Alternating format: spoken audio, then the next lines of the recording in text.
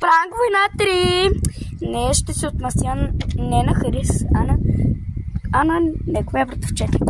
Айде да вземем чашка и да я и да я напълним с вода. Айде. Какво?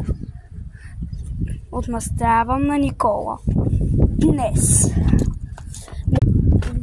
Може да донесеш чашката? Откъде? От Никола. Добре, взехме чаша с вода. Харис, я може да извикаш Никола. Добре, Никола! Дай от тебе!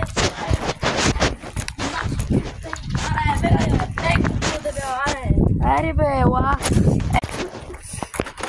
Ела, ела. Седни на един шезлонг. Защо, бе? Седни. Седни, бе! Много е мръсно. Абе, сядай! Много е мръсно, бе. О, хубаво, седни на гум.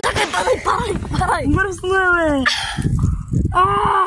Харесвайте за още